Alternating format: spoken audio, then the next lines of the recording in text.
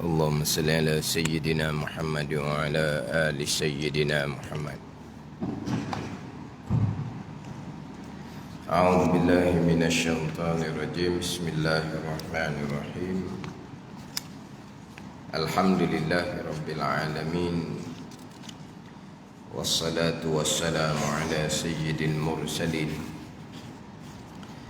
وعلى آله وصحبه أجمعين. رب اشرح لي صدري ويسر لي أمري واحلل عقدة من لساني يفقه قولي. سبحانك لا علم لنا إلا ما علمتنا إنك أنت العليم الحكيم. ولا حول ولا قوة إلا بالله العلي العظيم. Kitab Pati Paridah, muka surat 34, baris yang kelima daripada atas. Baris yang kelima daripada atas.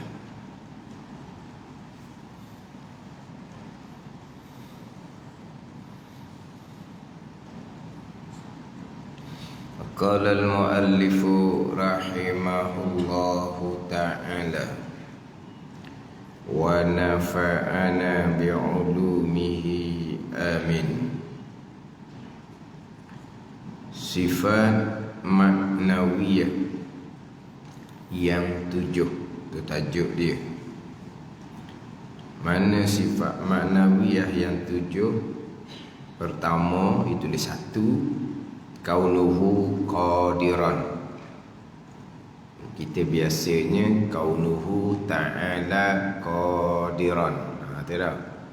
Qiyamuhu ta'ala binafsih, mukhalafatuhu ta'ala lil hawadith. Tidak.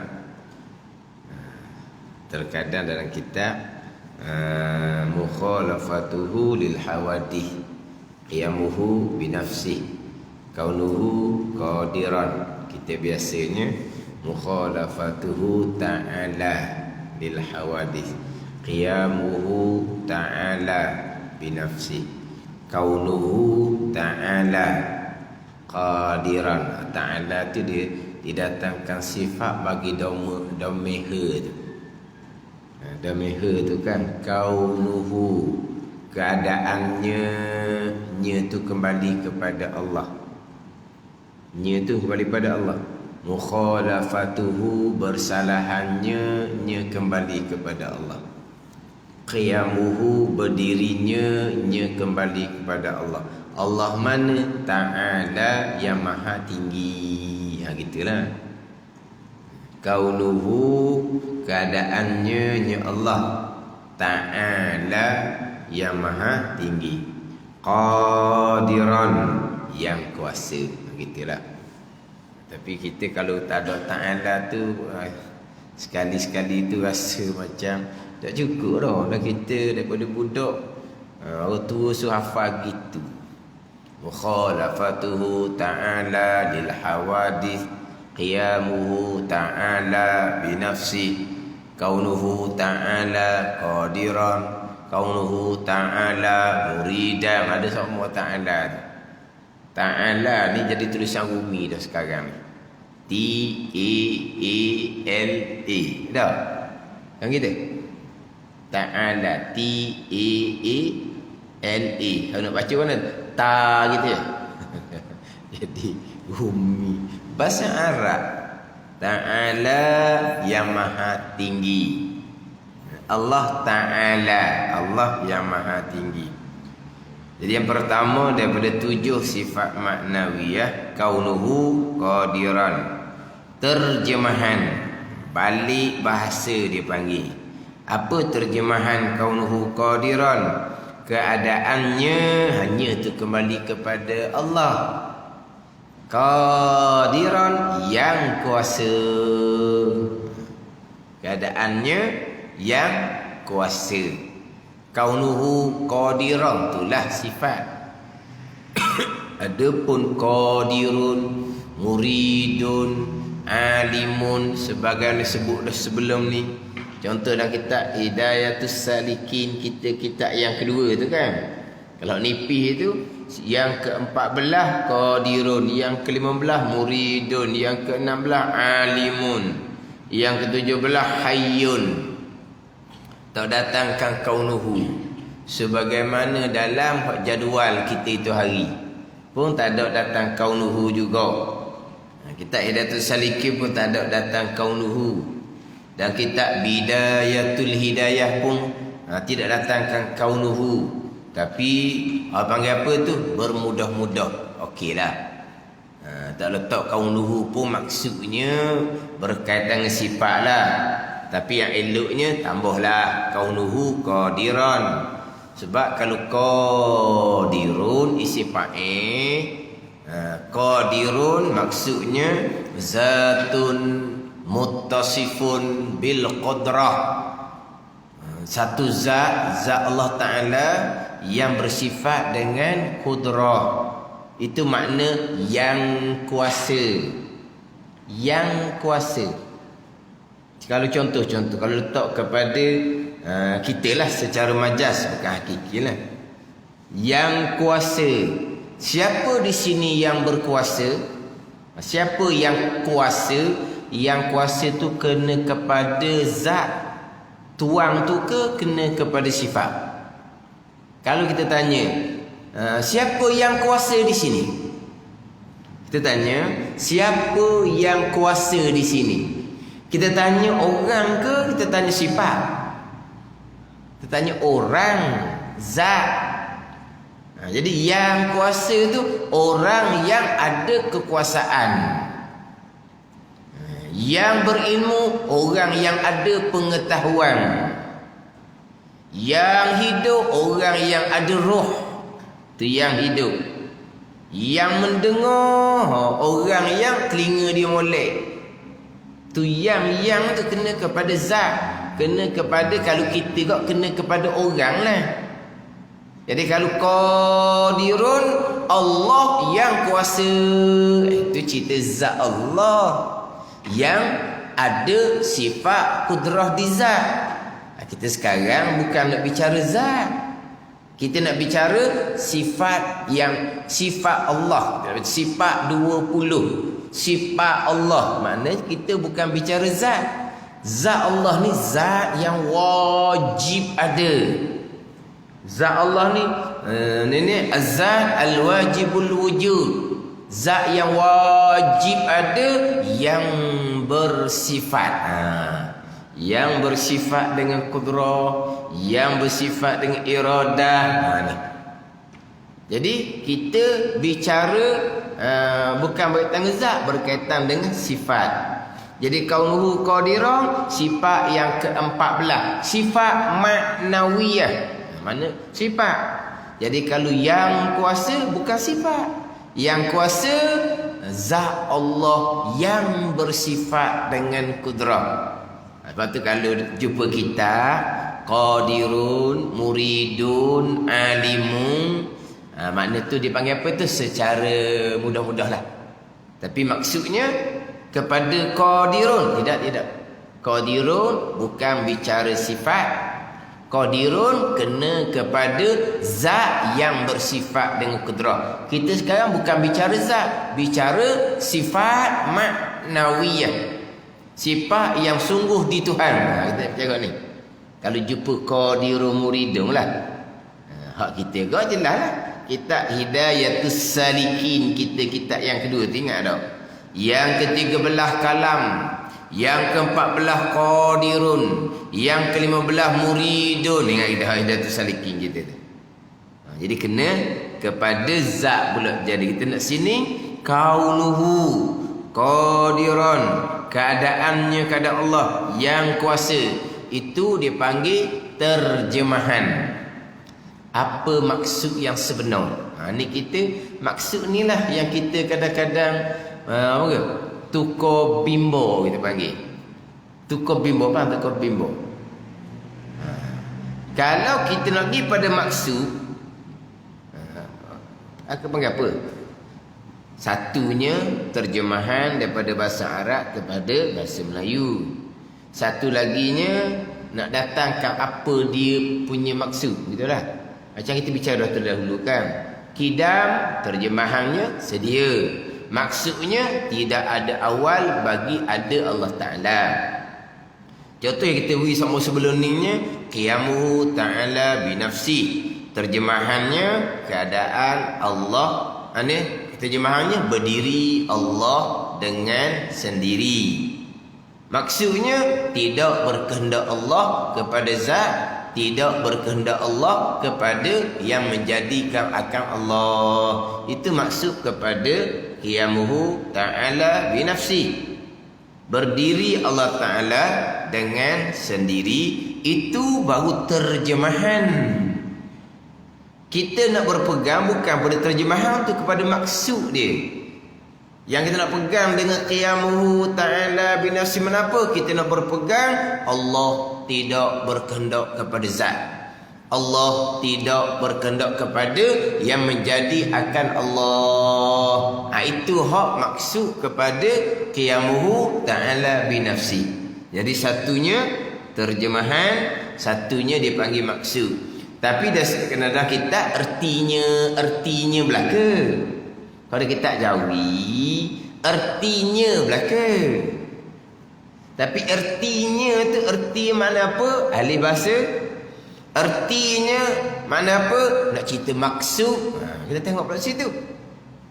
Sebab terkadang ertinya tu terjemahan, terkadang ertinya daripada maksud. Sini dia tak ada ni. Kaunuhu qadiran, keadaan yang kuasa, erti, baru datang erti. Jadi kalau kita erti ni terkadang maksud kitanya alih bahasa. Kalau erti maksudnya alih bahasa, keadaan yang kuasa lah tu erti dengan maksud alih bahasa Arab kepada bahasa Melayu. Ni erti, ni pergi pada maksud. Ni yang kira. Dia betul erti gitu je. Kalau kita gak ertinya lah. Ertinya lah. Kalau kita biasa dah. Kalau hak bahasa standard bahasa Malaysia ada kat kita. Ertinya kau. Nya adanya. Kita Jawi pun ertinya kau. Hening je. Erti gitu je. Jadi terjemahan tu orang tahu belaka. Kaunuhu qadiran, terjemahannya keadaannya keadaan Allah yang kuasa. Ni nak pergi pada maksud dia ni. Janganlah lupalah kitanya. Maksud maknalah kita pengertian kaunuhu qadiran atas jalan sifat 13 lain, atas jalan sifat 20 lain.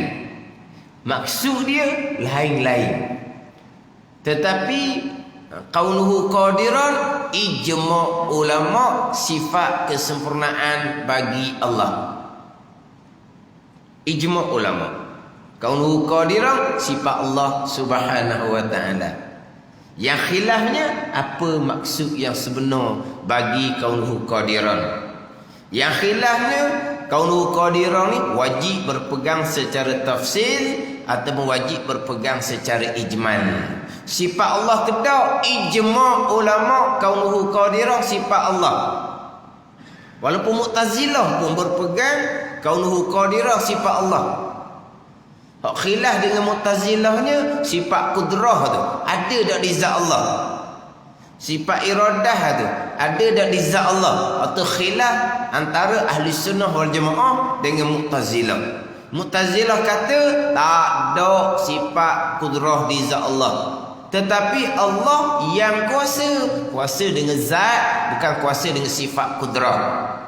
Bila Allah yang kuasa, Allah bersifat dah dengan kaunuhu qadiran. Bagi Mu'tazilah yang kata tak ada sifat kudrah di zat Allah. Macam mana keadaan Allah yang kuasa? Kalau tak ada sifat kudrah, keadaan Allah yang kuasa dengan zat. Itu Mu'tazilah yang terpesong. Tapi kaunuhu qadiran ijma'. Sifat kudrah dia tak ijma'. Kemudian ahli sunnah wal jamaah kaunuhu qadiran, hak khilafnya apa dia maksud kaunuhu qadiran? Hak khilafnya atas jalanan sifat 13 kaunuhu qadiran sifat Allah wajib berpegang atas jalan ijmal. Atas jalan sifat 20, kaunuhu qadiran, sifat Allah wajib berpegang atas jalan tafsil. Dia gitu. Ijmal secara kasar, tafsil secara terperinci. Kita permulaan dahulu dalam kitab Faridatul Faraid, kita wajib berpegang secara ijmal Allah Subhanahu wa taala bersifat dengan sifat kesempurnaan yang tidak terhingga banyaknya. Maha suci Allah daripada sifat kekurangan yang tidak terhingga banyaknya. Dalil Allah bersifat dengan sifat kesempurnaan, dalil maha suci Allah bersifat kekurangan. Ada makhluk, ada langit bumi, ada kita sesar secara ijmal. Kemudian kita mengenal Allah, mengenalkan sifat kesempurnaan bagi Allah tidak terhingga banyaknya. Setakat manakah daripada sifat-sifat Allah ni yang wajib kita mengetahui dan berpegang secara tafsil? Barulah dinamakan kita ni mengenal Allah. Satu jalanan 13 secara tafsil. Satu jalanan 20 secara tafsil, secara satu-satu. 20 ni sampailah kepada kaunuhu qadiran. Kalau 13 sampai ke sifat kalam sahaja. Jadi atas jalanan sifat 20, kaunuhu qadiran wajib mengetahui secara tafsil sebagaimana wujud kidam sampai ke kalam. Adapun jalanan sifat 13 hak secara tafsil 13 daripada wujud sampai ke kalam. Kaunuhu qadiran sifat Allah, tetapi mengetahui dan berpegang cukup secara ijmal, secara ringkas. Sebab apa?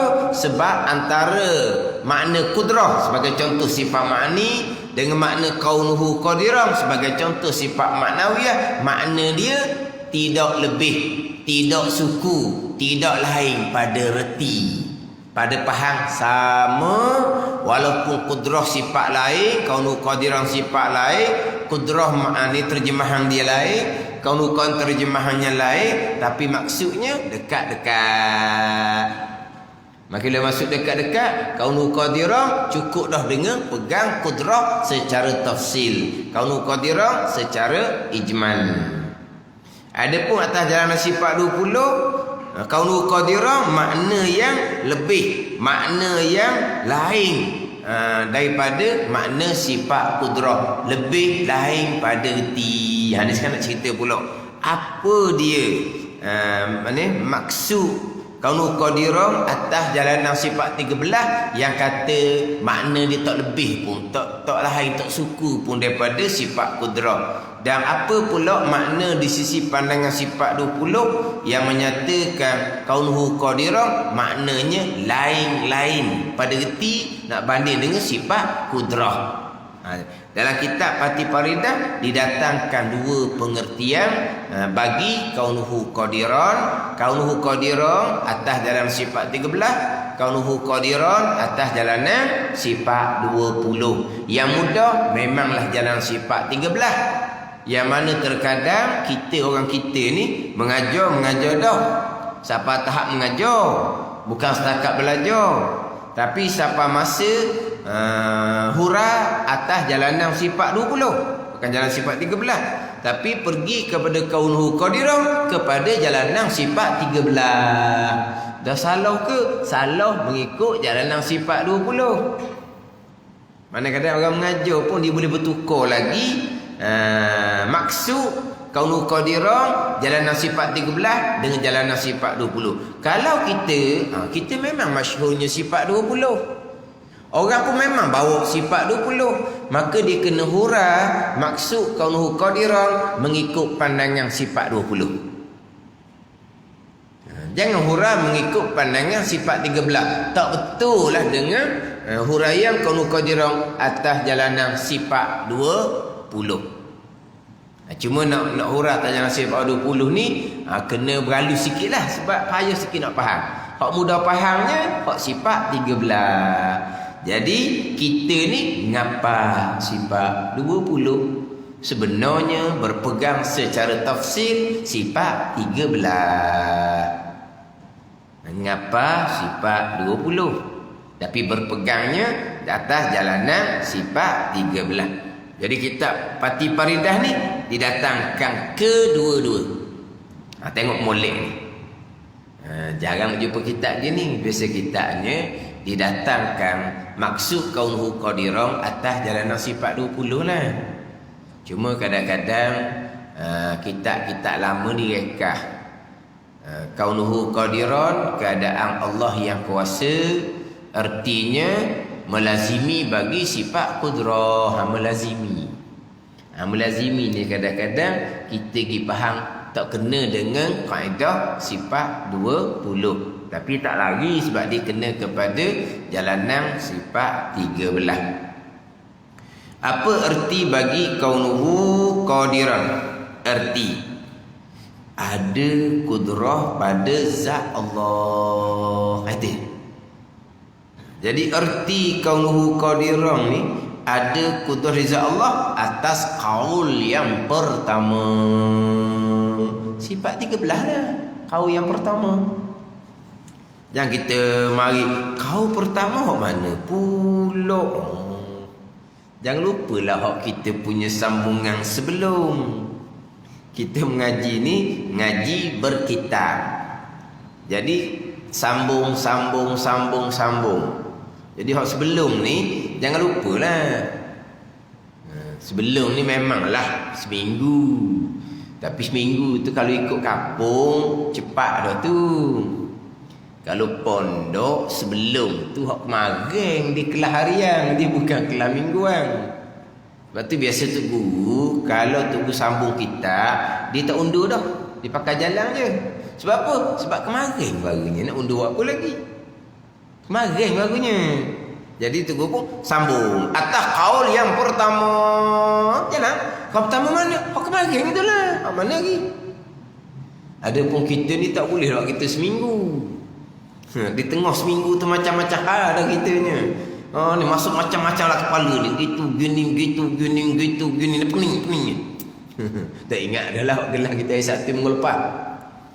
Ni kelas mingguan.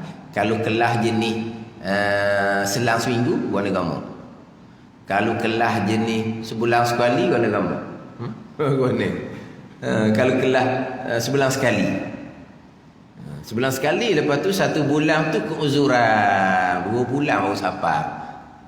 Bukan kata ilmu ni, bukan kata nak sambung kat mana tak tahu dah. Bukan kata ilmu hak bulan lepas ni cerita apa. Kita pun tak tahu dah duduk mana. Dah sebulan. Ni kita ni ke paling tu kira seminggu ni paling rapat dah dah. Tapi seminggu ni dekat-dekat nak putus mualak dah kita ni. Ya. Seminggu ni pun putus dah mualak. Putus dah nak sambung. Kita nak sambung hak minggu ni. Hak minggu lepas ada tak lagi? Tak ada dah. Putus mualak orang gitu. Putus mualak.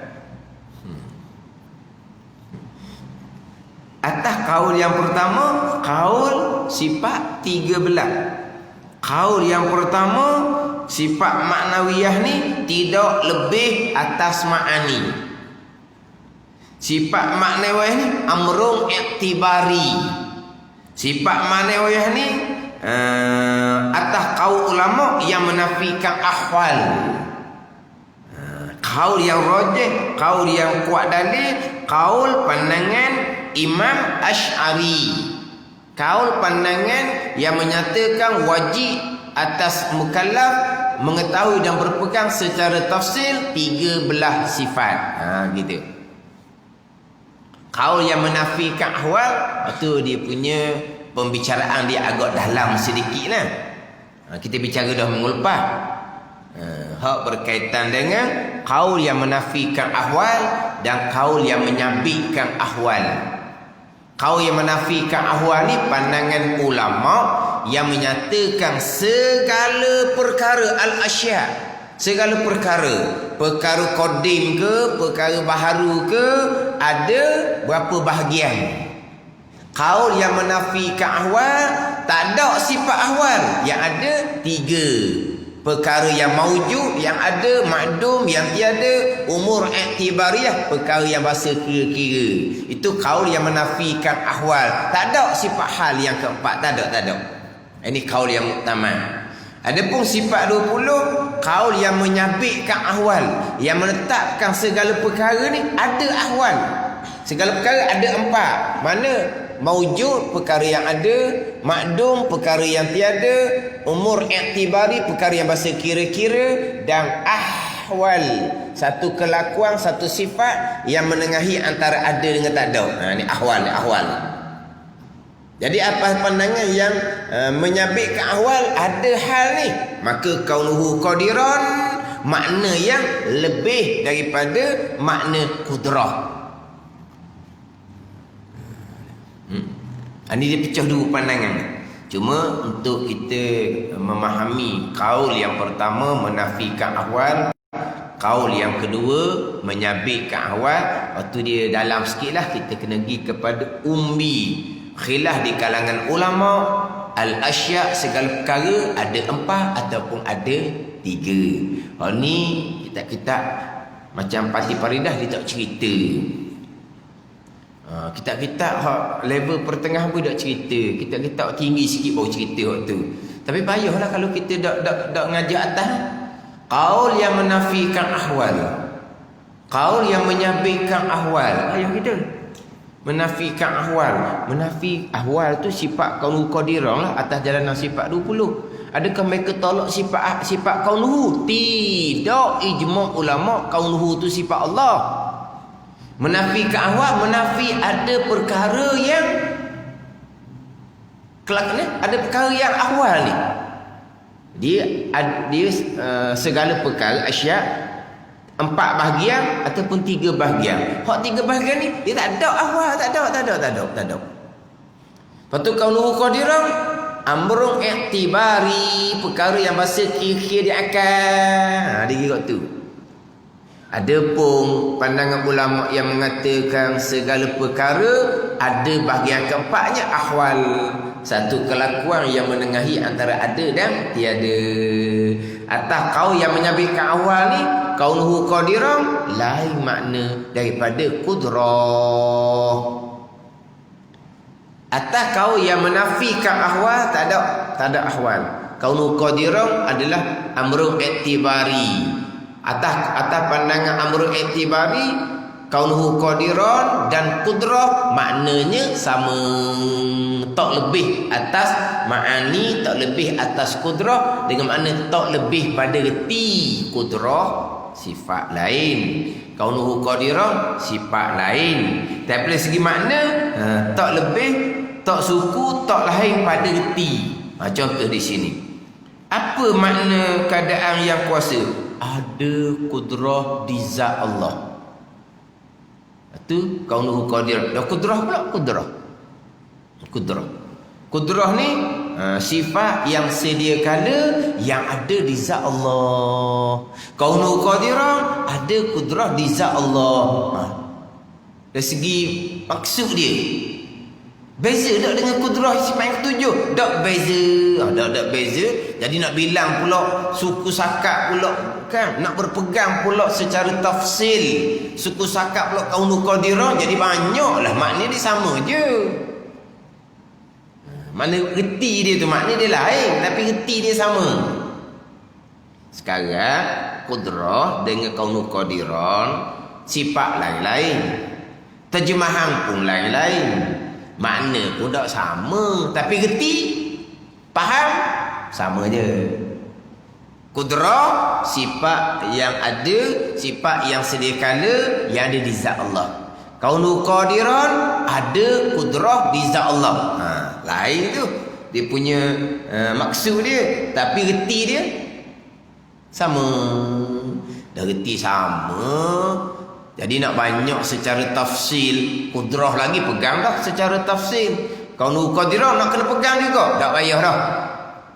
Dan kaunuhu qadiran sifat Allah ke tak? Sifat Allah, sifat kesempurnaan bagi Allah.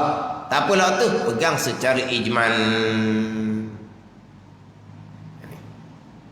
Ini atas kau yang pertama, keadaan Allah yang kuasa maksudnya ada kudrah pada zat Allah Subhanahu wa taala. Ni mudah atas kaul yang pertama. Tapi biasanya orang ambil kaul ni lah. Walaupun dihurah atas jalan 6 sifat 20 yang menyabitkan ahwal dihurah gini juga. Keadaan Allah yang kuasa dengan makna ada kudrah di zat Allah. Tak betul. Tak betul dengan jalan 6 sifat 20. Kita pergi pada jalan sifat 20 pula ni. Apa erti bagi kaunuhu qadiran atas jalan 6 sifat 20, atas kaul yang kedua. Atas kaul yang pertama, kaul Imam Asy'ari, pandangan Imam Asy'ari, kaunuhu qadiran, keadaannya yang kuasa, maksudnya ada kudrah pada zat Allah. Kita kemas sini dan kita berulang-ulang dah. Kita boleh perapilah sampai ke kaunuhu mutakalliman. Sebab apa? Huraian dia sama je lah. Faham di kaunuhu qadiran atas dua-dua pandangan, sampailah ke kaunuhu mutakalliman, sama je lah. Ada ni. Jadi lepas hak setakak ni, lacak lah kita. Lacak lepas setakak ni. Dia mula-mula ni hak payah ni. Lepas setakak ni, boleh jalan laju lah. Sebab apa? Sebab sama je. Huraian dia sama, sampailah kaunuhu mutakalliman. Cuba tengok hak pandangan yang kedua ni. Hak ni nak kena tu sikit ni payah ni. Atau ni kaul yang kedua. Atau pertambatan kudrah dengan zat Allah. Pertambatan.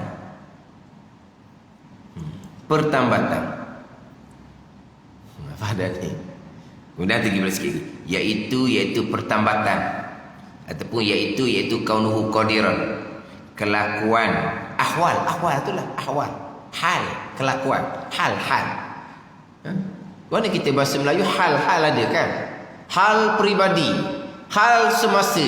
Hal apa ni? Hal rumah tangga. Hal kerja buat. Ke apa lagi? Hal tu apa dia?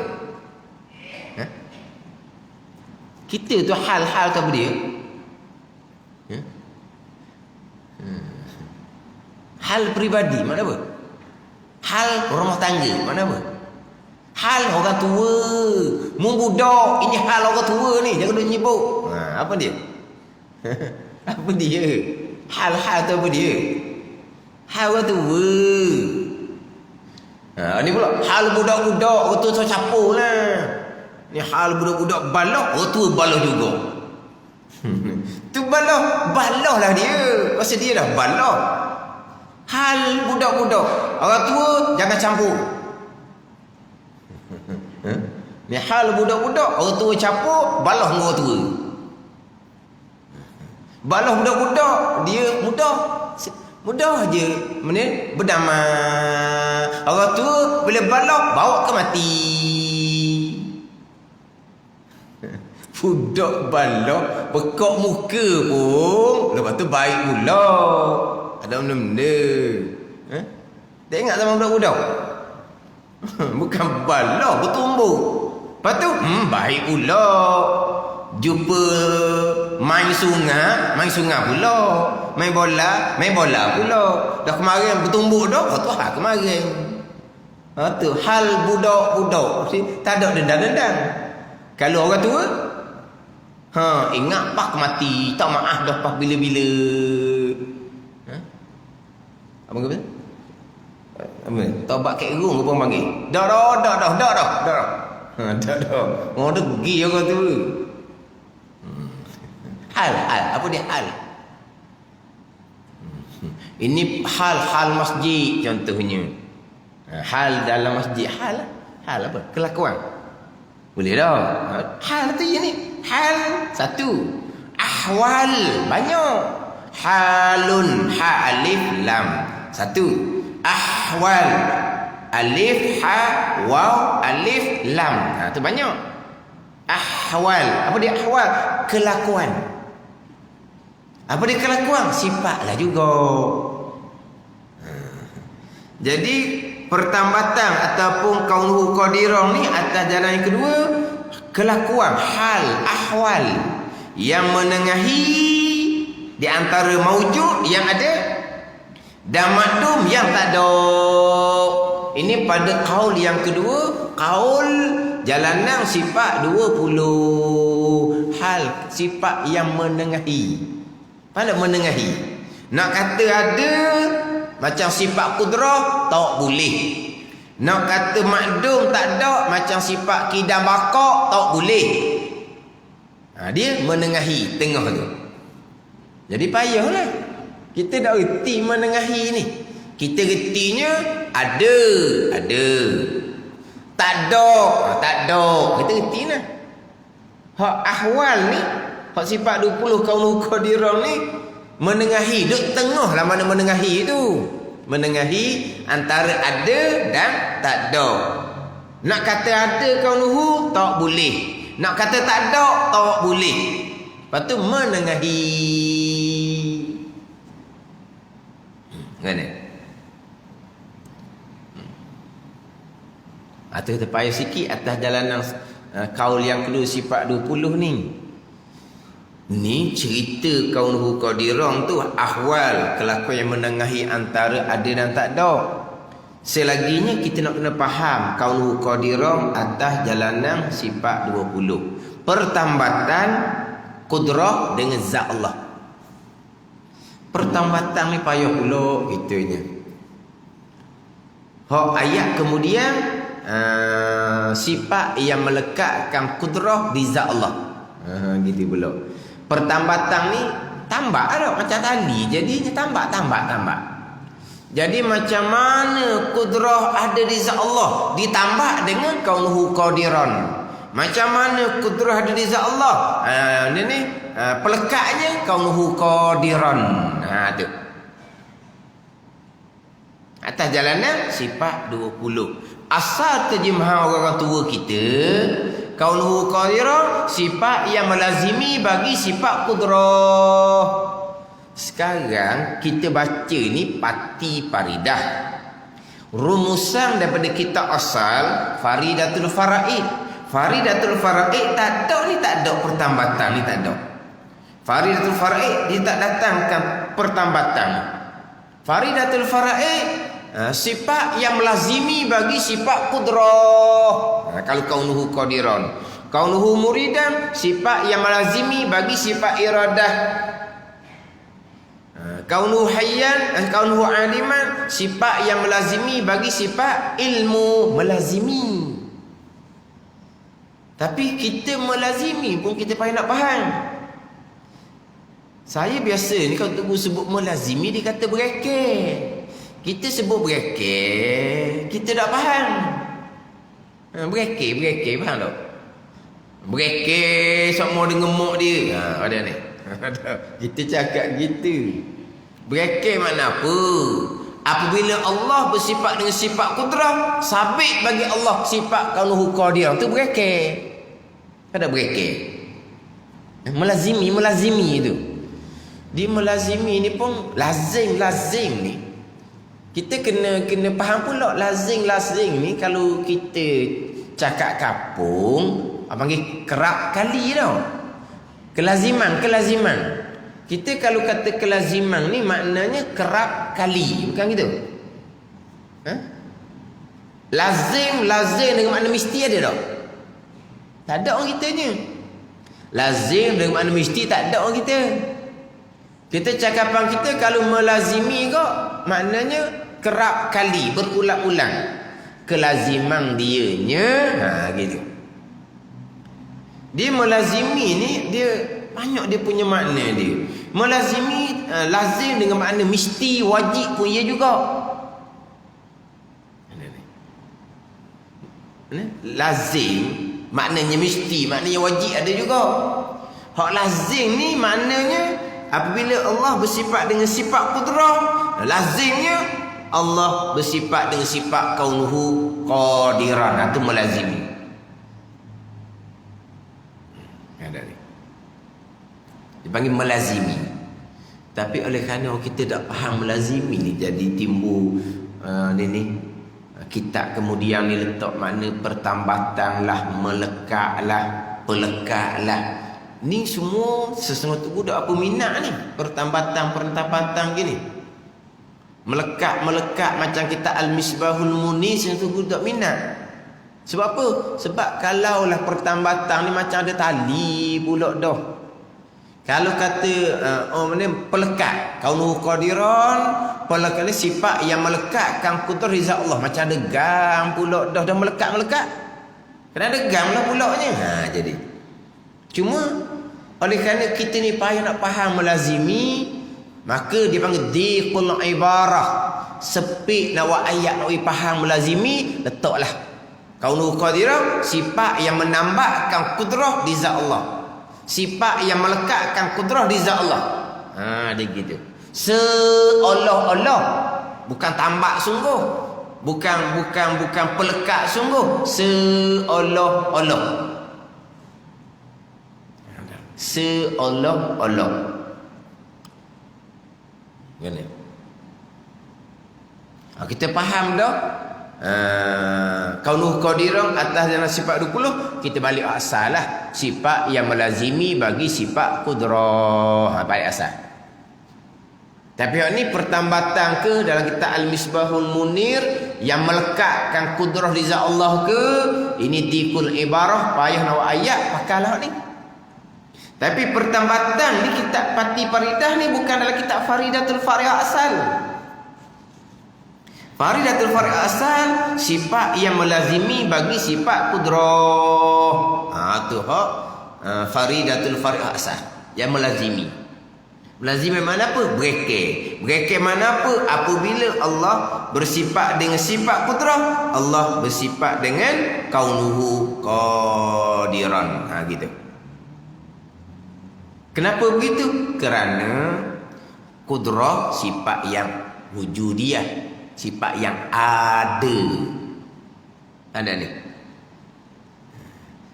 Di hari akhirat, selain daripada kita boleh melihat zat Allah yang ada, kita boleh melihat sifat kudrah, sifat iradah, sampai ke sifat kalam. Sifat yang ada dipanggil sifat ma'ani. Apa dia ma'ani? Maknan, satu perkara yang ada. Mana bila ada, maka sah dilihat. Cuma kita sekarang terhijab, tidak dapat melihat. Zat Allah pun kita tak dapat melihat. Sifat kudrah lagilah kita tak dapat melihat. Tapi zat Allah ada. Kita akan dapat melihat di hari akhirat. Sifat kudrah ada ke tak? Ada. Kita dapat melihat sifat kudrah di hari akhirat. Sifat wujud kidam baka bukan sifat yang ada. Kita takkan boleh tengok sifat wujud kidam baka. Adapun sifat kudrah, sifat yang ada. Kemudian sifat kudrah yang ada ni ada di zat Allah. Macam mana sifat kudrah ada di zat Allah? Kaunuhu qadiran ni lah yang melazimi dia. Yang seolah-olahnya kaunuhu qadiran ni lah yang tambah kudrah di zat Allah, yang lekatkan kudrah di zat Allah. Kaunuhu dia ada. Macam contoh, untuk misal kita ni Tuhan letak sifat kudrah. Kudrah hadisah, dipanggil kudrah yang baru. Tuhan letak sifat kudrah di tubuh kita. Tubuh kita ni zat suku sakat. Kudrah tu sifat suku sakat, sifat yang ada. Tuhan letak sifat kudrah di zat Allah. Macam mana Tuhan letak sifat kudrah di zat kita ni, di tubuh kita ni? Macam mana sifat kudrah nak ada di tubuh kita? Kaunuhu qadiran lah yang melekatkan sifat kudrah di tubuh kita. Makna kita ni bersifat dengan sifat kudrah, dan kita juga bersifat dengan kaunuhu qadiran. Manapa kaunuhu qadiran? Satu sifat pula yang melekatkan sifat kudrah di tubuh kita. Dia gitu. Itu je. Jadi kaunuhu qadiran itulah seolah-olahnya yang tambah kudrah di tubuh kita. Sebab kalau kudrah tu hilang, lepaslah kita ni. Mula-mula berdiri, lepas tu debek jatuh. Sebab apa tu? Sifat kudrah tak tambah pun. Sifat kudrah tambah, tak ikat. Hilang sifat kudrah, lepaslah kita ni tiba-tiba. Dia macam mana sifat kudrah tu masa kekal di tubuh kita. Maknanya kaunuhu qadirun lah. Sifat kita kaunuhu qadirun itulah yang tambah, yang lekatkan sifat kudrah di tubuh kita. Gitu je lah.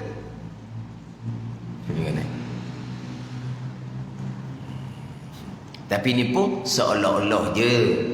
Pertambatan, tambah, yang melekat, seolah-olah.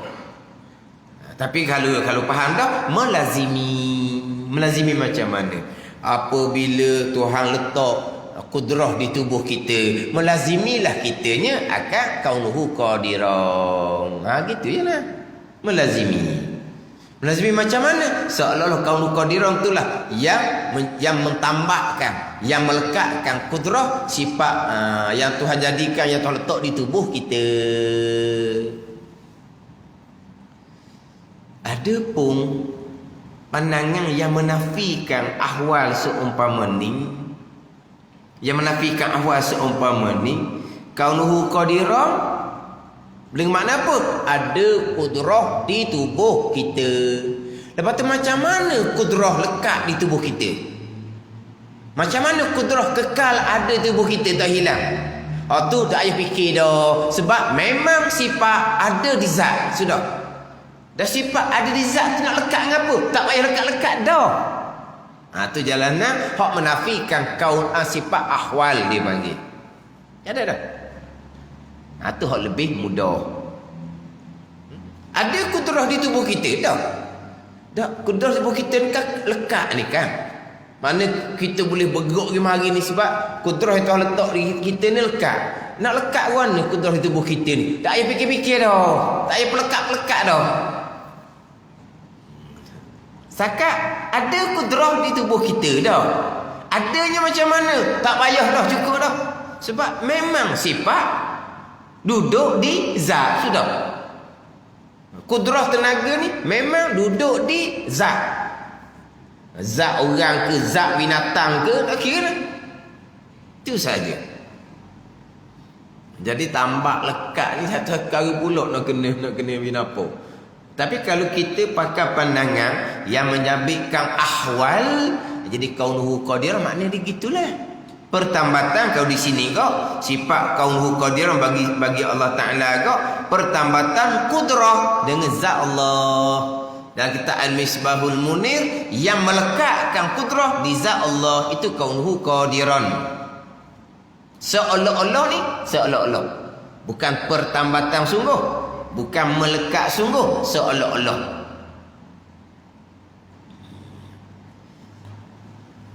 Kemudian hak pertambatan ni lah ataupun melekat ni, kelakuan yang menengahi, sifat yang menengahi di antara maujud yang ada dan makdum yang tak ada.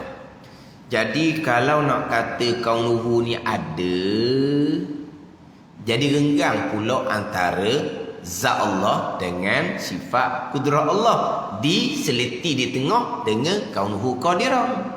Jadi gitu. Jadi zat Allah, sifat kudrah Allah. Zat Allah ada, sifat kudrah ada. Kemudian kaunuhu qadiran ni lah yang melazimi bagi sifat kudrah. Jadi kalau kaunuhu qadiran ada juga, jadi antara zat Allah dengan sifat kudrah Allah selit tengah tu dengan kaunuhu qadiran. Mustahil pula gitu. Nak kata ada tak boleh kaunuhu qadiran. Nak kata tak ada tak boleh. Dan macam mana kudrah nak ada di zat Allah Ta'ala kalau tak ada kaunuhu qadirah? Nak kata kaunuhu qadirah tu sifat yang ada, jadi senggang pula antara zat Allah dengan sifat kudrah Allah, tengahnya kaunuhu qadirah. Mustahil. Tak ada lah kaunuhu qadirah. Kalau kaunuhu qadirah tak ada, macam mana kudrah nak ada di zat Allah? Jadi kelakuan ni menengahi antara ada, nak kata ada tak boleh, dan tak ada, nak kata tak ada pun tak boleh. Menengahi. Pandai menengahi, duduk tengah lah. Pandai menengahi tu. Duduk tengah macam mana? Nak kata ada, tak boleh. Nak kata tak ada, tak boleh. Ada panggil kelakuan yang menengahi antara ada dan tak ada. Itu kaunuhu qadiran atas jalanan sifat 20. Kaunuhu qadiran atas jalan sifat 13. Ada kudrah di zat Allah. Sudah.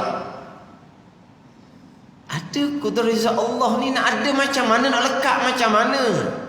Saya fikir dah tu tak ada, dah cukup dah. Ada kudrah di zat Allah sedia kalau memang sifat ada di zat. Sudah, situ je. Faham tak? Cukup. Nak petambatan lah, nak pelekat lah. Satu hal pula payahnya. Tapi itu jalanan sifat 20. Tapi itulah orang dulu terjemah dengan sifat yang melazimi. Kaunuhu qadiran, sifat yang melazimi bagi sifat kudrah. Kaunuhu muridan, sifat yang melazimi bagi sifat iradah. Apa makna melazimi? Apabila Allah bersifat dengan sifat kudrah, Allah bersifat dengan kaunuhu qadiran. Bila Allah bersifat dengan sifat kudrah, sedia kala. Jadi Allah bersifat dengan kaunuhu qadiran, sedia kala juga. Apabila Allah bersifat dengan sifat iradah, maka Allah pun bersifat dengan kaunuhu muridan. Bila Allah bersifat dengan sifat iradah, sedia kala, maka Allah bersifat dengan kaunuhu muridan pun sedia kala. Sifat yang melazimi bagi sifat ma'ani, melazimi bagi sifat kudrah, kaunuhu qadiran, melazimi bagi sifat iradah, kaunuhu muridan. Melazimi. Ada kudrah, sabit bagi Allah sifat kaunuhu qadiran. Ada iradah, sabit bagi Allah sifat kaunuhu muridan. Itu dia panggil melazimi, berekeh. Berekeh mana apa?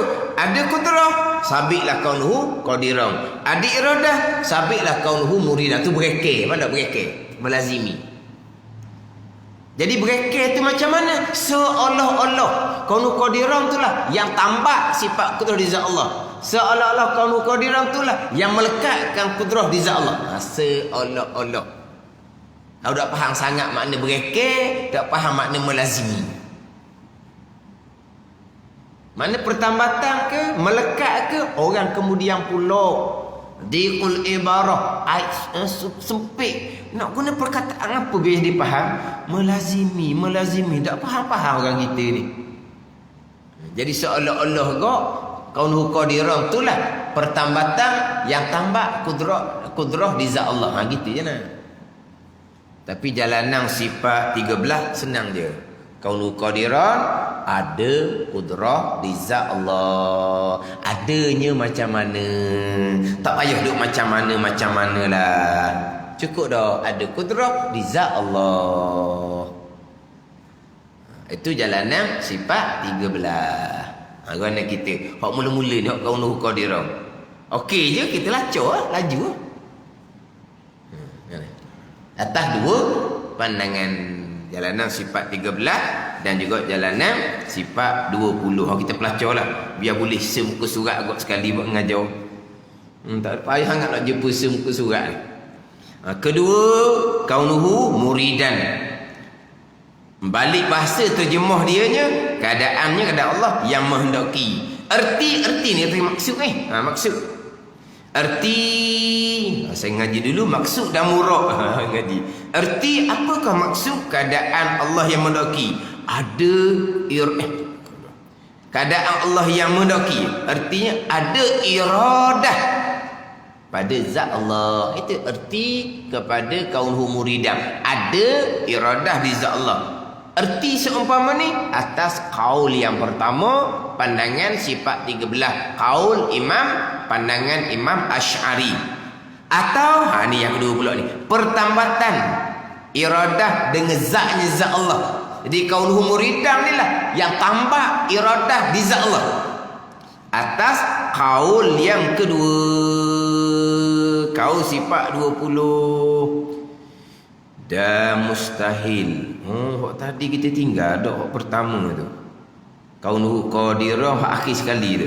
Dan mustahil keadaannya keadaan Allah yang lemah. Itu mustahil. Kaunuhu ajizan. Itu mustahil.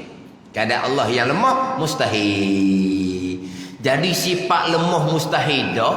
Keadaan yang lemah lagilah mustahil. Jadi sifat ajzul, sifat lemah tu mustahil bagi Allah. Keadaan yang lemah lagilah mustahil. Dan mustahil keadaan ada sesuatu dengan tidak kehendaknya kehendak Allah. Kaunuhu mukrihan tu mustahil. Sifat Allahnya kaunuhu muridan. Itu sifat Allah. Kaunuhu mukrihan itu mustahil. Keadaan Allah yang mukrihan ni yang tidak menghendaki. Itu mustahil. Tiga, kaunuhu aliman. Mana ni? Terjemahan dia, keadaannya keadaan Allah yang mengetahui. Erti, maksud dia nya ada ilmu pada zat Allah Subhanahu wa taala atas kaul yang pertama, kaul Imam Asy'ari, atau pertambatan ilmu dengan zatnya zat Allah atas kaul yang kedua, jalanan sifat 20. Dan mustahil keadaannya keadaan Allah yang jahil. Kaunuhu jahilan mustahil.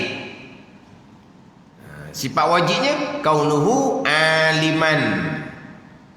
Kalaulah jahlun tu sifat mustahil, kaunuhu jahilan lagilah mustahil. Dah sifat jahil tak ada di Tuhan. Macam mana nak kaunuhu jahilan? Ataupun satu sifat yang menambahkan jahil di zat Allah. Nak tambah ni sifat jahil tak ada, mustahil. Jadi sifat jahil mustahil, kaunuhu jahilan, keadaan Allah yang jahil lagilah mustahil. Kaunuhu hayyan, terjemahan dianya keadaannya keadaan Allah yang hidup. Erti apa maksud kaunuhu hayyan ni? Erti kaunuhu hayyan, ada hayah pada zat Allah, ada sifat hayah pada zat Allah atas kaul yang pertama, atau pertambatan hayah, pertambatan sifat hayah dengan zatnya zat Allah. Kaunu hayah ni lah yang tambah, yang ikat, yang lekatkan hayah di zat Allah seolah-olah. Ini atas jalanan sifat 20. Atas kaul yang kedua, jalanan sifat 20. Dan mustahil keadaan Allah yang mati. Mati mustahil. Kaunuhu mayyitan lagilah mustahil bagi Allah Subhanahu wa ta'ala. Kelima, kaunuhu sami'an. Tu kata boleh baca banyak. Lekat setakat tu boleh jalan lacak lah.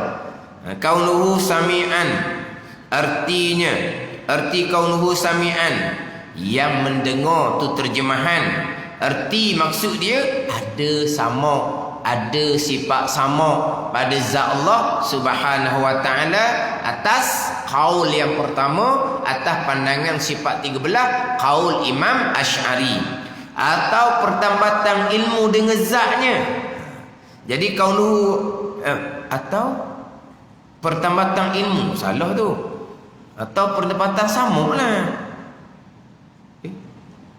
Oh ya, tak pendampatan sama lah. Ke mana?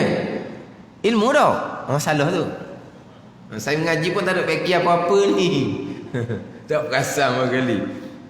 Jadi kaunuhu sami'an, artinya keadaannya yang mendengar tu terjemahan. Erti maksud dianya ada sama, ada sifat sama pada zat Allah atas kaul yang pertama, atau pertambatan sama dengan zatnya. Kaunu sami'an ni lah yang tambah, yang melekatkan sifat sama pada zat Allah, bukan ilmu. Atas kaul yang kedua. Dan mustahil keadaan Allah yang tuli.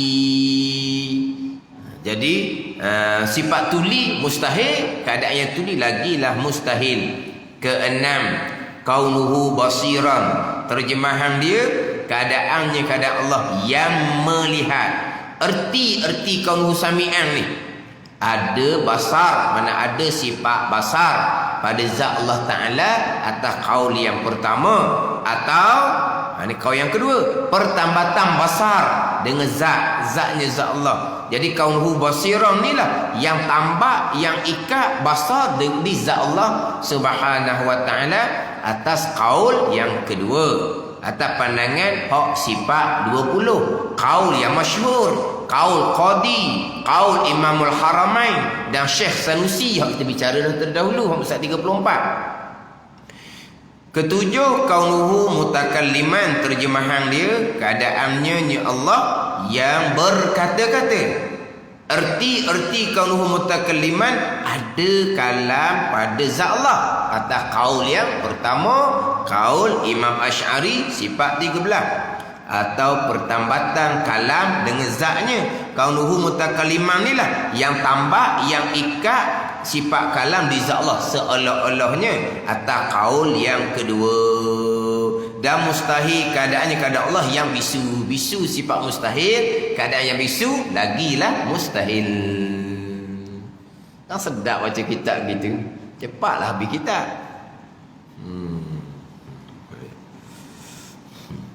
Kita ambil sikit lagi. Dalil sifat maknawiyah. Ya, kita maklumlah, kita berpegang akan sifat Allah wajib berdalil. Dalil sabit sifat maknawiyah yang 7 itu sabit, sungguhlah, sungguh. Nak kata ada tak boleh, sebab bukan siapa tangga ada. Kan menengahi kan antara ada dengan tak ada. Kalau atas jalanan kau yang pertama, sifat maknanya amrun iktibari, tak siapa tangga ada juga. Sebab tu dia kata sabit, tetap, sungguh. Gitu je lah. Tak kata ada. Sabit, tetap, sungguh. Dalil sabit, dalil tetap, sifat makna 7 itu bagi Allah Subhanahu Wa Taala. Dan satu laginya, dan dalil istihalah lawannya. Lawan bagi makna yang 7 ni ialah dalil sifat ma'ani dan istihalah lawannya yang terdahulu. Erti dalil kaunu qadirah ialah dalil qudrah. Begitulah hingga akhir. Manakah dalil kaunuhu muridan? Dalil bagi sifat iradah. Apa dalil qudrah iradah? Dalilnya ada makhluk. Jadi dalil kaunuhu qadirah pun ada makhluk. Kalau pakai dalil akal, kalau pakai dalil ayat Quran, apakah dalil qudrah? Innallaha ala kulli syai'in qadir. Allah amat kuasa. Itu dalil qudrah. Itu juga dalil kaunuhu qadiran. Mana dalil iradah? Fa'alul lima yurid. Innallaha yaf'alu ma yurid. Itu dalil iradah. Dan itu juga dalil kaunuhu muridan. Jadi dalil bagi sifat wajib, dan dalil istihalah lawannya. Ambil mulai ayat tu. Oh, jadi panjang pula kita ni. Ingat ke pendek je dalil. Dalil istihalah lawannya. Sekarang sifat wajib sabit di Tuhan, sungguh di Tuhan. Sifat mustahil dok di Tuhan. Istihalah tu dok lah. Sabit ni tetap sungguh di Tuhan. Sekarang ni kaunuhu qadirah, kita ambil satulah daripada 7 sifat maknawiyah ni. Kaunuhu qadirah sabit di Tuhan, tetap di Tuhan, sungguh di Tuhan. Kaunuhu ajizan, keadaan Allah yang lemah, dok di Tuhan. Itu istihalah, dok dia panggil istihalah. Sekarang istihalah lawannya. Istihalah lawannya, lawan kaunuhu qadirah. Apa lawan kaunuhu qadirah? Kaunuhu ajizan, keadaan Allah yang lemah. Apa dia istihalah lawannya? Istilah dok kaunuhu ajizan. Mana dia gitu? Dok kaunuhu ajizan. Sabit kaunuhu sabit kaunuhu qadirah. Istihalah lawannya dok kaunuhu ajizan. Jadi lawan kaunuhu ajizan. Istihalah terjemuh dengan dok. Tidak istihalah tu. Apabila istihalah lawannya, dalil kata dok kaunuhu ajizan. Dalil kata dok kaunuhu mukrihan. Dalil kata dok kaunuhu jahilan. Dalil kata dok kaunuhu mayyitan. Ada. Kaunuhu mukrihan, kaunuhu jahilan, kaunuhu mayyitan. Itu lawan belaka tu. Istilahnya dok. Itu istilah. Kita gini kan, Kita satu sifat wajib, satu lawan sifat mustahil. Kita pegang di akidah sifat wajib sungguh di Tuhan, sifat mustahil dok di Tuhan. Kan kita pegang. Jadi sungguh ni dia panggil hukum kepada sifat wajib, dok ni dia panggil hukum kepada sifat mustahil. Dok lah. Apa dia dok? Istihalatul mustahil. Dok sifat mustahil di Allah dan Rasul. Itu istihalah. Kita pegang mustahil ke kita pegang istihalah? Kita pegang istihalah. Hukum akan sifat mustahil dok di Allah, dok di Rasul. Itu istihalah. Itu kita pegang, bukan pegang sifat mustahil, pegang hukum dia. Yang kita kata pegang 50 aqaid tu kan, 50 simpulan iman, kita pegang sifat wajib, kita pegang sifat mustahil, kita pegang. Mustahil nak pegang macam mana? Mustahil ni dok sama sekali tak dok di Allah, tak dok di Rasul. Nak pegang benda-benda tak dok. Pegang kok jalan dok. Itu panggil istihalah, dia panggil. Kita tak ada cerita gitu, tapi kita pegang gitulah. Kita ngaji sifat wajib, sifat kudrah. Kita pegang tak kudrah sungguh di Tuhan. Peganglah. Itu hukum.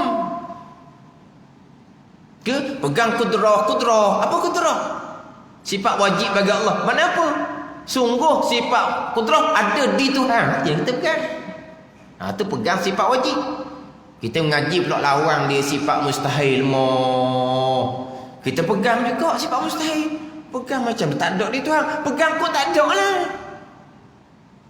Kita ngaji lawan kepada sifat kudrah, sifat lemah.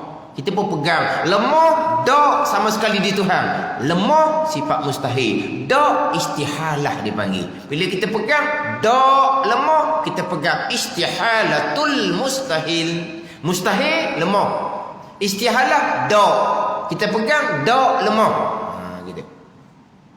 Jadi kita pegang sifat mustahil, bukan pegang diri sifat, pegang hukum. Mana hukum? Sifat mustahil dok di Allah, sifat mustahil dok di Rasul. Mana sifat mustahilnya? Di Rasul. Sifat qazib, dusta, mustahil. Bila mustahil akan tak terima, kita peganglah Rasul dok dusta. Itu istihalatul mustahil. Dok khianah, dok sembunyi, dok bodoh. Itu panggil apa? Istihalatul mustahil. Kita pegang sifat mustahil, pegang hukum. Sifat wajib sungguh di Allah dan Rasul. Sifat mustahil dok di Allah dan Rasul. Dok tu panggil istihalah. Hak lawan kepada sifat wajib dia panggil sifat mustahil. Jadi hukumnya dok hak mustahil tu. Makna apa? Hukumnya istihalatul mustahil. Itu bunyi arak. Biar bunyi arak sikit lah. Jadi apakah dalil sabit sifat maknawiyah? Apakah dalil istihalah dok sama sekali sifat mustahil? Dalilnya sama dengan dalil sifat ma'ani dan juga dalil bagi dok sifat lawan pada sifat ma'ani. Apakah dalil Allah bersifat dengan sifat kudrah? Ada alam. Itulah dalil Allah bersifat dengan sifat kaunuhu qadiran. Apakah dalil Allah dok lemah? Lemah tu sifat mustahil. Dok lemah tu dipanggil istihalah. Kita pun pegang Allah dok lemah. Apakah dalil Allah dok lemah? Ada alam. Itulah dalil Allah dok keadaan yang lemah. Kaunuhu ajizan sifat mustahil. Dok kaunuhu ajizan itu istihalatul mustahil. Apakah dalilnya? Dalil bagi dok sifat lemah di zat Allah. Jadi ajizun sifat lemah. Hukumnya dok lemah. Apa dalil bagi dok lemah yang kita pegang? Ada langit bumi, ada makhluk. Itulah juga dalil kita pegang dok sama sekali Allah kaunuhu ajizan. Keadaan Allah yang lemah, dok sama sekali. Dalilnya dalil bagi dok lemah bagi zat Allah Subhanahu wa taala. Jadi hak wajib kita pegang kok jalan sungguh. Hak mustahil kita pegang kok jalan dok. Hak wajib ni kita pegang kok ambil lah. Kan sifat wajib kan akan tak terima kalau tak ada di Allah dan Rasul. Mesti di Allah dan Rasul. Kita pun pegang mestilah ambil. Sifat mustahil bagi Allah dan Rasul, akal tak terima sama sekali nak kata sifat mustahil ada di Allah dan Rasul. Kita pun sepak keluar lah sebab tak. Akal tak terima. Oleh kerana akal tadi, kita pun sepak keluar. Mana sepak keluar? Allah tidak lemah, Rasul tidak dusta. Tu. Itu dipanggil istihalatul mustahil. Itu maksud kita kata pegang 50 aqaid. Pegang mana 50 aqaid? 20 yang wajib bagi Allah, 20 yang mustahil, 4 yang wajib bagi Rasul, 4 yang mustahil. Kamu pegang hak mustahil, pegang hukum dia. Mana hukum dia? Dak tu lah. Istihalatul mustahil. Takkan nak pegang mustahil pula. Pegang Allah lemah, pegang Rasul dusta. Tu pegang mustahil. Dak. Dak lemah Allah, dak dusta Rasul. Tu dia panggil istihalatul mustahil. Mana kita pegang istihalah, hukum kepada sifat mustahil. Walaupun kita cakap tak pandai pun, tak pandai cakap dalam kita. Awak pegang aqaid 50? Ya. Maksud hak wajib awak pegang? Ya. Hak mustahil? Ya ke awak pegang? Awak pegang mustahil? Kalau tak pegang mustahil dah cukup 50. Hak mustahil pegang juga. Contoh sifat mustahil, lemah. Awak pegang Allah lemah. Takkan lagi tu pula. Tadi kata pegang mustahil. Dia kata dia pegang mustahil, kita pun datanglah contoh mustahil. Mana contoh mustahil? Lemah. Contoh mustahil. Ya tak? Contoh mustahil sifat lemah. Ya. Awak pegang Allah bersifat dengan sifat lemah. Dan tadi kata awak berpegang dengan sifat mustahil. Pening kawan tu. Dia tak pegang sifat mustahil, dia pegang hukum. Dok lemah, dok jahil, dok mati, dok pekak, dok buta, dok tuli. Itu bukan mustahil. Dok tu sungguh wajib tu. Itu dia panggil istihalatul mustahil. Kerana kita jangan dia mari teh, dia tanya orang, pegang aqaid 50? Pegang. Pegang berlaku orang kampung ni je. Mana 50? Orang kampung bercerita lah. Hak wajib, hak mustahil. Hak mustahil awak pegang? Pegang. Kapir awak dia ubah. Dia ubah kapir kau kampung. Allah lah apa lagi tu.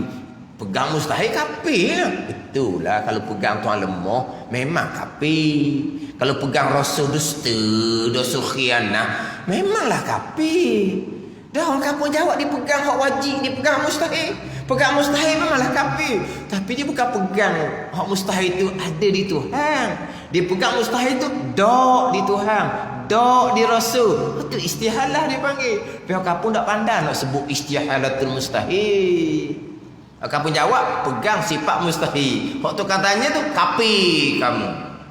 Lepas tu orang kampung wajib pula. Ustaz cari orang mengajar di surau kami, mengajar sebab dulu. Molek saya cari dah ustaz lepas tu habis kapir dia orang kampung. Dia kata apa kapir? Dah pegang sifat mustahil.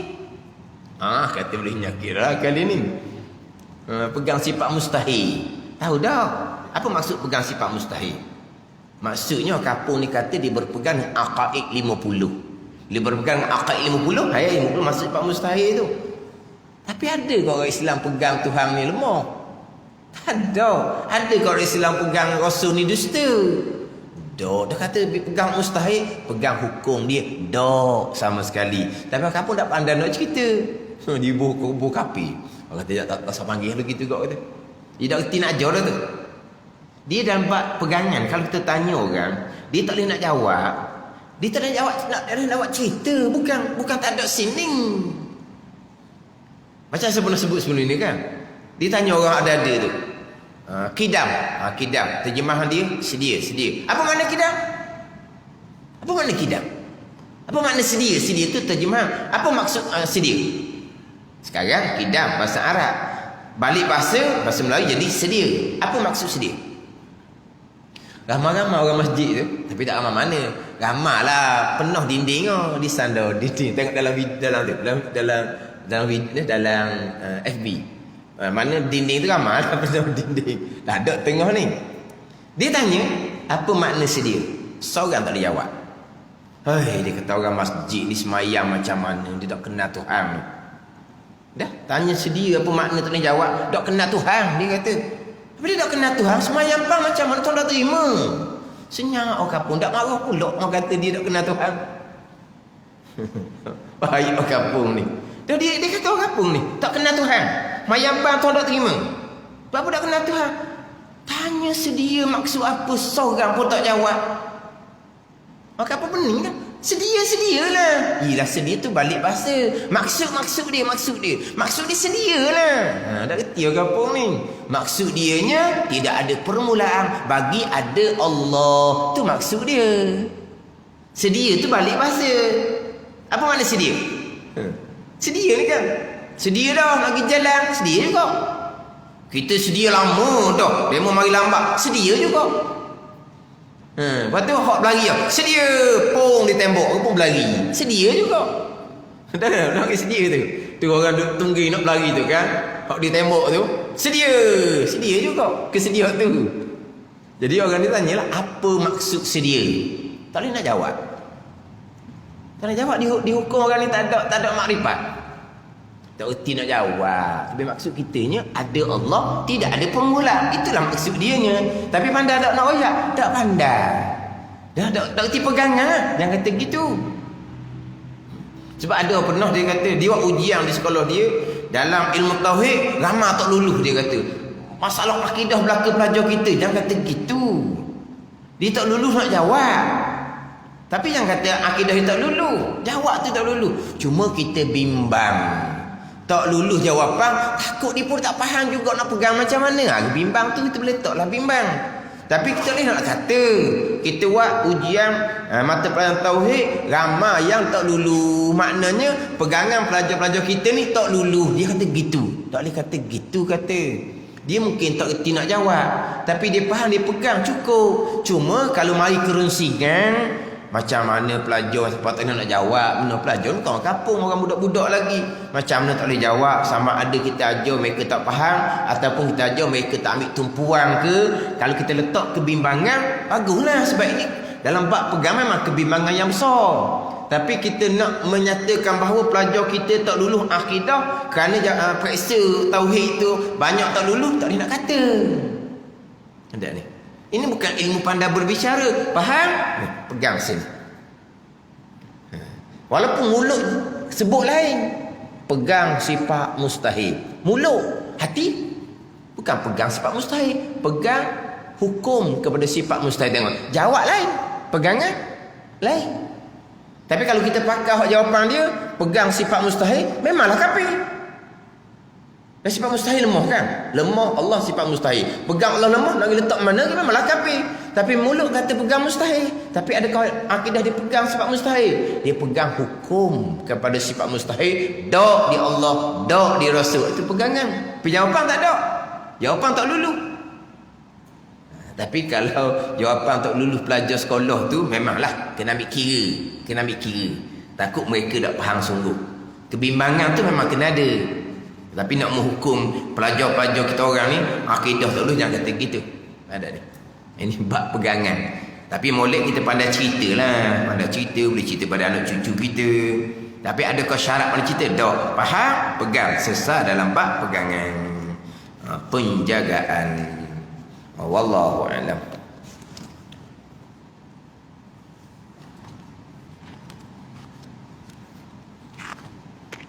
Ini kitab Hidayatus Sadiqin, muka surat 19. Muka surat 19. Qala al-muallifu rahimahullahu ta'ala wa nafa'ana bi'ulumihi amin. Adapun sifat yang harus bagi mereka itu segala rasul, iaitu menerima barang suatu daripada a'raq basyariah yang tiada membawa mengurangkan martabat mereka itu yang tinggi. Mana barang suatu daripada a'raq basyariah seperti sakit dan barang sebagainya sakit. Ejaan dia nak tebal. Sing alif ka te marbutah. Jangan baca sakat pula. Macam mana? Kaf ya te. Kalau tebal ni sing alif ka te makin buta atau ni pi. Tebal gitu kau. Sakit dan barang sebagainya. Ada pun sifat yang harus bagi mereka itu segala rasul, iaitu menerima barang suatu daripada a'rab basyariah. Maknanya akal kita terima berlaku barang, mana sifat daripada a'rab basyariah. A'rab ni sifat-sifat manusia. A'rab sifatlah. Dia gini. Ni panjang pula jadinya. Dia aradun. Arab ni sifat. Arab dia banyak. Jadi dia gini, dia sifat satu, arab satu, zat satu, jirim satu.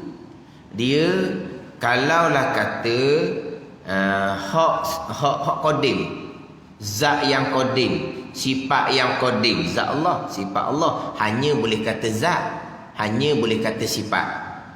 Ada pun zat yang baharu, tubuh kita. Ada pun sifat yang baharu, sifat ada tubuh kita. Zat yang baharu nak panggil zat pun boleh, nak panggil jirim pun boleh. Sifat yang baharu yang ada di kita, sifat yang baharu yang ada di kita. Kalau kita sebut sifat kudrah tadilah, sifat kudrah Tuhan letak di tubuh kita. Kudrah di tubuh kita ni nak panggil sifatun pun boleh, nak panggil aradun pun boleh. Dia gitu. Jadi hak baharu boleh panggil zat, boleh panggil jirim. Hak baharu boleh panggil sifat, boleh panggil arad. Arad tu sifat lah, tapi sifat yang baharu. Jadi kalau zat ni hak qadim boleh kata zat Allah. Hak baharu kata zat manusia. Hak qadim kita panggil sifat kudrah yang ada di zat Allah. Hak baharu sifat kudrah yang ada di zat manusia. Boleh kata belaka tu. Dia kalau zat, hak qadim pun boleh kata zat, hak baharu pun boleh kata zat. Sifat, hak qadim pun boleh kata sifat, sifat kudrah yang ada di zat Allah. Hak baharu pun boleh kata sifat kudrah yang terletak di tubuh kita boleh panggil sifat. Tapi hak baharu ada kita ni boleh panggil sifat dan boleh panggil arab. Arab. Ini arab, sifat basyariah, sifat manusia lah. Sifat basyariah. Mana sifat manusia ni? Sakit. Itu sifat basyariah. Sifat manusia. Mana sifat manusianya? Makan, minum, gerak, diam, jaga, tidur. Mana bertenaga, letih, sehat, sakit. Itu panggil apa? A'rab basyariah. Sifat manusia. Hak sifat-sifat tadi tu tak ada di Allah dan tak ada di malaikat. Hak sebut tadi tu. Sifat Allah kita maklum, sifat ketuhanan. Malaikat makhluk macam manusia juga. Tapi ada hak a'rab basyariah di malaikat? Tak ada. Kan ada malaikat lapar, dia makan, ngantuk, dia tidur. Sakit malaikat, tua dah, sakitlah dianya. Ada. Ada malaikat sakit? Tak ada. Sebab apa? Tu semua sifat manusia.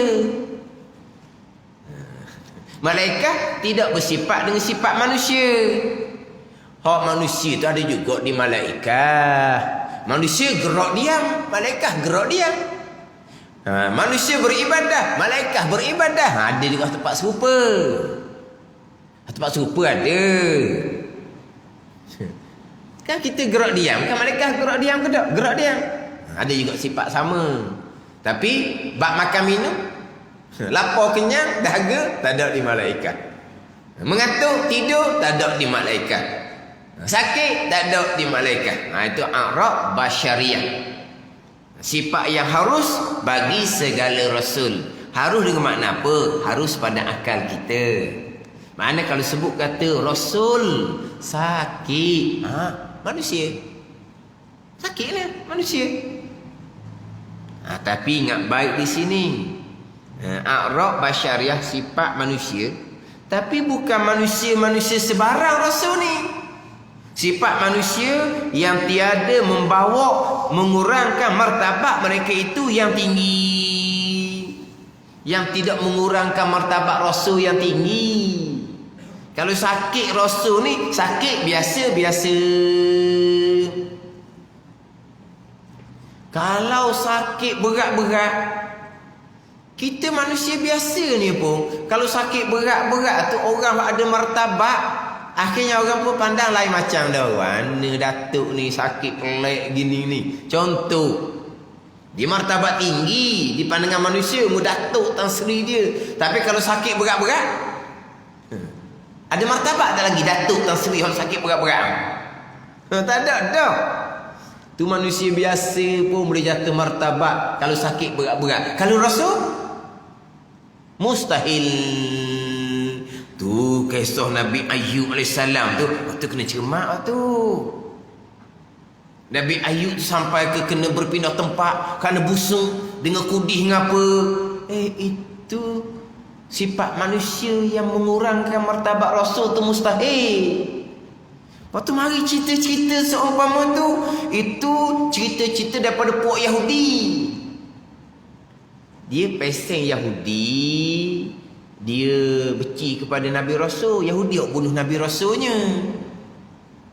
Pesen Nasara ni pula, dia angkat Rasul boleh jadi Tuhan no.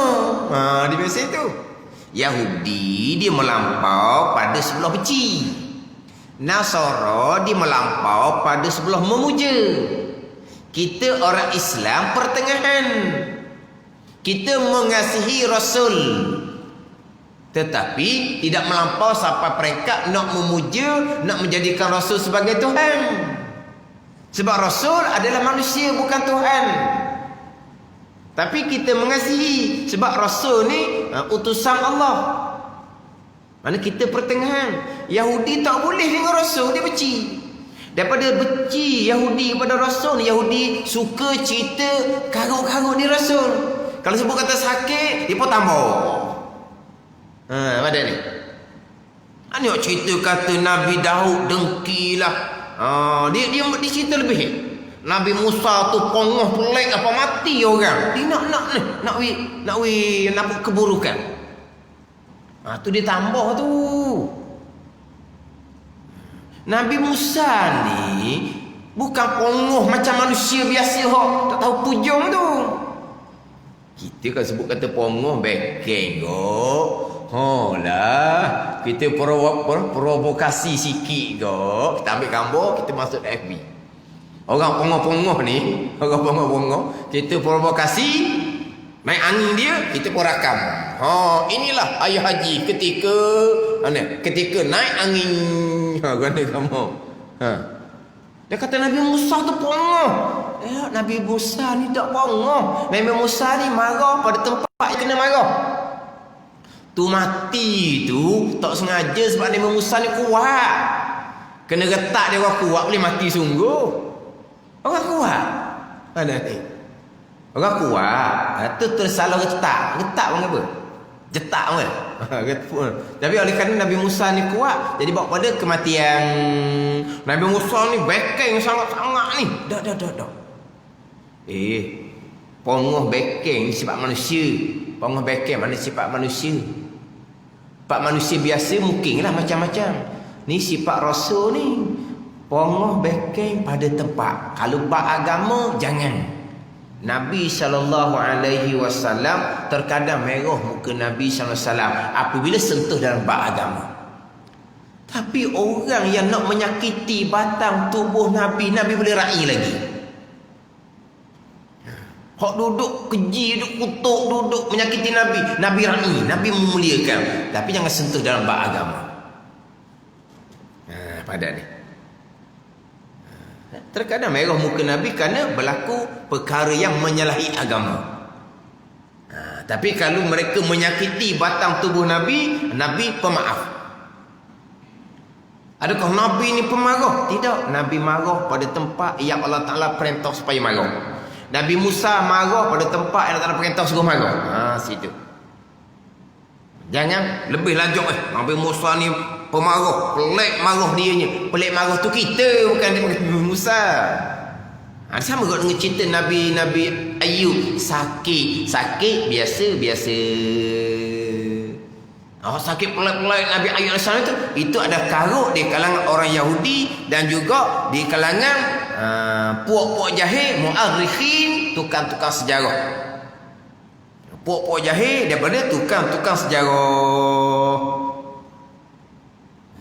Sebab apa? Sebab Rasul ni kalau bersifat dengan sifat manusia yang menjatuhkan martabat, akhirnya akan meliarkan manusia daripada Rasul. Maka hikmah diutuskan Rasul untuk dakwah pada manusia akan luput.